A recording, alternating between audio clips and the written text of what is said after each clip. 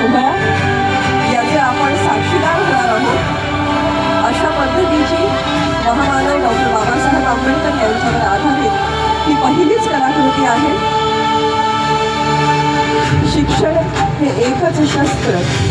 हाती धरून मानव कुठल्याही संकटावर मात करू शकतो हा विश्वास डॉक्टर बाबासाहेब आंबेडकर यांनी आपल्याला सर्वांना दिला.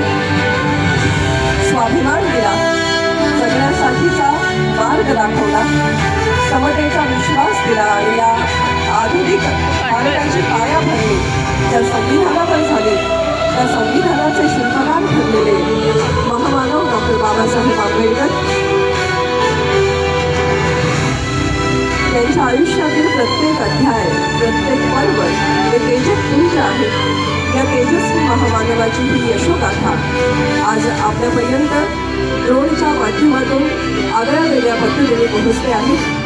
इथे उपस्थित प्रत्येकाला आपल्या डोळ्यांमध्ये साठवून ठेवावासा वाटेल आपली असा हा भारतभूमी केवळ प्रकाशावर रंगवलेली एक सीमारेषांची चौकट नाही, तर ती असंख्य भाषा, विविध धर्म आणि जाती जमातींच्या गुंतागुंतीतून आकार घेतलेली आणि संस्कृतींच्या अखंड प्रवाहाने समृद्ध झालेली एक दिव्य जिवंत चेतना आहे.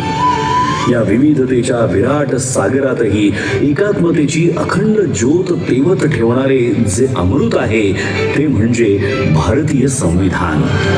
या संविधानाचे शिल्पकार म्हणजे डॉक्टर बाबासाहेब आंबेडकर, एक असा महामानव ज्यांच्या विचारांची उंची हिमालया एवढी भव्य, ज्यांच्या संघर्षाची गाथा समुद्रा एवढी अथांग आणि ज्यांच्या कार्याची किमया आकाशा एवढी व्यापक आहे.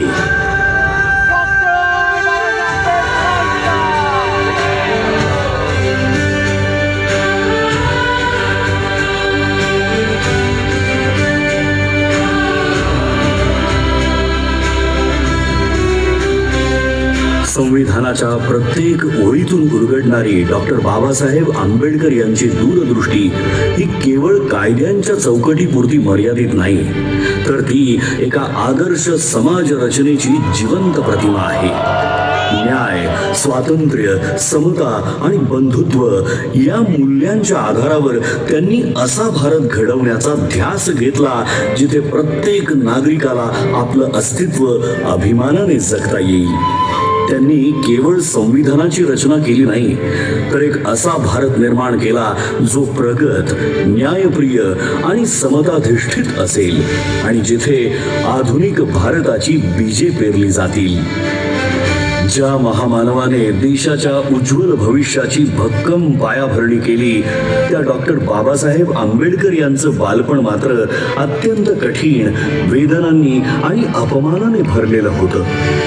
अस्पृश्यतेच्या काळोख्या सावटाखाली त्यांना शाळेत वेगळं बसवलं जाई.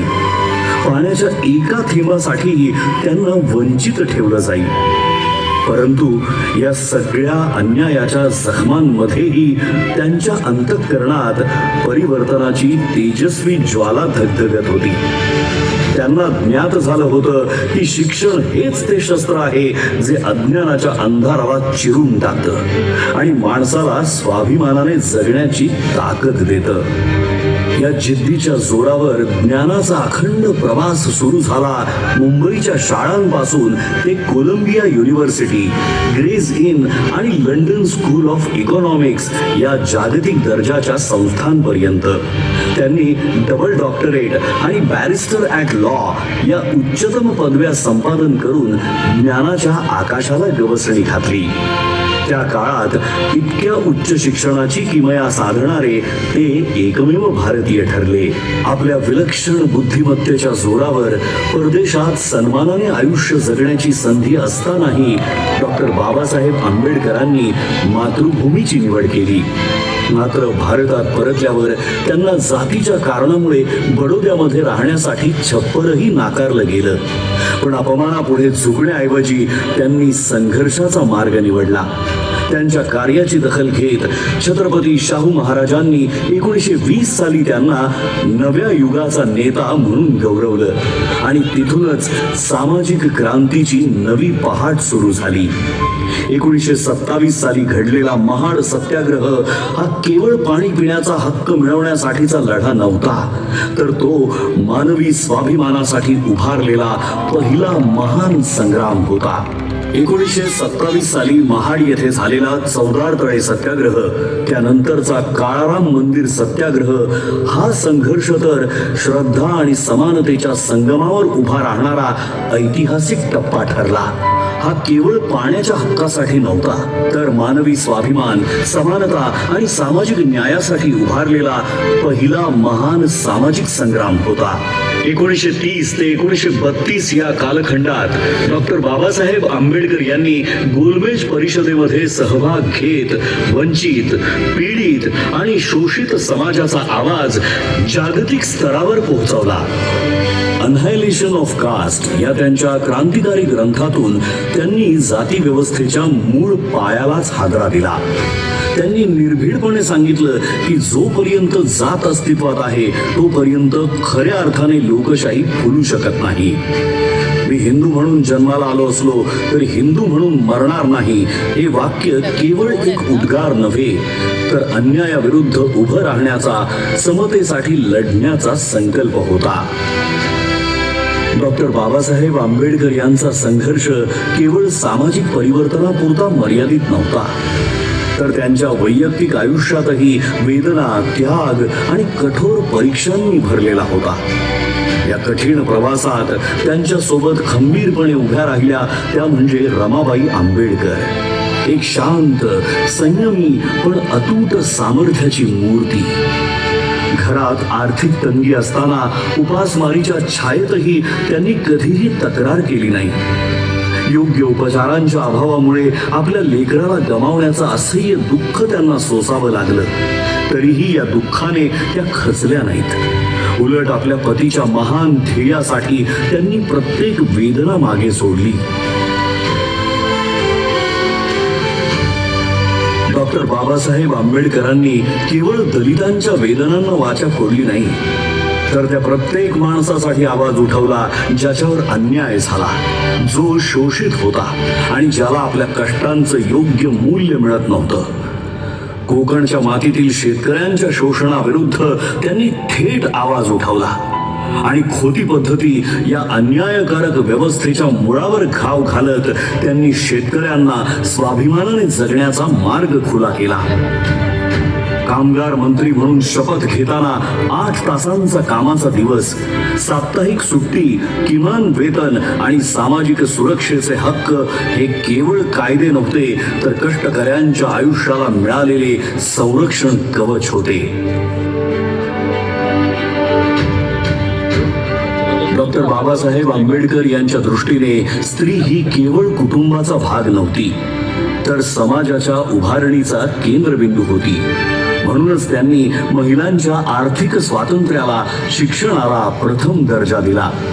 बालविवाह, सतीप्रथा, देवदासी प्रथा आणि विधवांचं अमानुष शोषण या सर्व कुप्रथांविरुद्ध त्यांनी प्रखर आवाज उठवून समानतेचा हक्क दिला.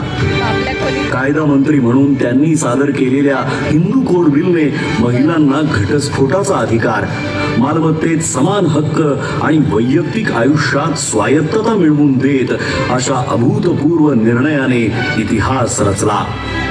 तसंच कामकाजी महिलांसाठी मातृत्व रजा आणि समान कामासाठी समान वेतन या केवळ सुधारणा नाही, तर स्त्रीच्या सन्मानाचा आणि स्वातंत्र्याचा नवा अध्याय होता. कायदा मंत्री म्हणून त्यांनी सादर केलेल्या हिंदू कोड बिलने महिलांना घटस्फोटाचा अधिकार, मालमत्तेत समान हक्क आणि वैयक्तिक आयुष्यात स्वायत्तता मिळवून दिली आणि या अभूतपूर्व निर्णयाने इतिहास रचला. 1947 साली डॉक्टर बाबासाहेब आंबेडकर यांची संविधान मसुदा समितीचे अध्यक्ष म्हणून निवड झाली. या जबाबदारीला न्याय देत त्यांनी भारतीय संविधान या अद्वितीय ग्रंथाची निर्मिती केली, जो जगातील सर्वश्रेष्ठ संविधानांपैकी एक आहे. संविधानाच्या माध्यमातून त्यांनी प्रत्येक व्यक्तीला अभिव्यक्ती स्वातंत्र्य, समानतेचा हक्क, अस्पृश्यतेचा अंत आणि सर्व प्रकारच्या भेदभावावर कठोर बंदी घालून मानवाधिकार केवळ कायद्याच्या चौकटीत न ठेवता प्रत्येक भारतीयाच्या जीवनाचा अविभाज्य भाग बनवले. तसंच समता, करुणा आणि प्रज्ञेच्या प्रकाशात त्यांच्या आत्मसन्मानाला एक नवी उंची प्राप्त करून दिली. महात्मा ज्योतिराव फुले, भगवान गौतम बुद्ध आणि संत कबीर हे डॉक्टर बाबासाहेब आंबेडकर यांचे प्रेरणा स्रोत होते. त्यांच्या विचारांच्या मुळाशी असलेली स्वातंत्र्य, समता आणि बंधुत्व ही मूल्ये त्यांना विशेषतः भगवान बुद्धांच्या तत्वज्ञानातूनच सापडली. 14 ऑक्टोबर 1956 रोजी नागपूर येथील दीक्षाभूमीवर इतिहासाला वळण देणारा तो निर्णायक क्षण आला. त्या दिवशी डॉक्टर बाबासाहेब आंबेडकरांनी बौद्ध धम्माचा स्वीकार केला आणि सुमारे 5 लाख अनुयायांना धम्मदीक्षा देऊन एका महान सामाजिक क्रांतीची सुरुवात केली. जगातील सर्वात मोठे शांततापूर्ण सामूहिक धर्मांतर म्हणून या घटनेची इतिहासात नोंद झाली. त्यांनी केवळ संविधानाची निर्मिती केली नाही, तर एका सशक्त, न्यायप्रिय आणि एकात्म राष्ट्राचा पाया रचला.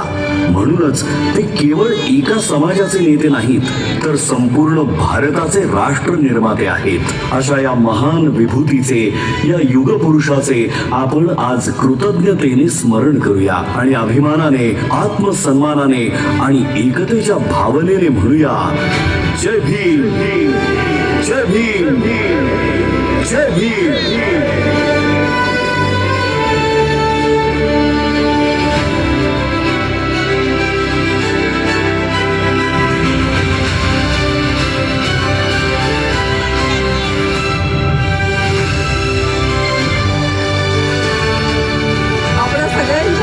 पसंती उतरला असेल तर जोरदार टाळ्यांचा गजर तर आपण कराच, पण त्याचबरोबर जय भीमचा नारा करूया. जय भीम, जय भीम.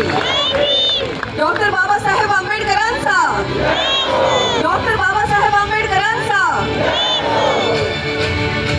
2002 आकाशामध्ये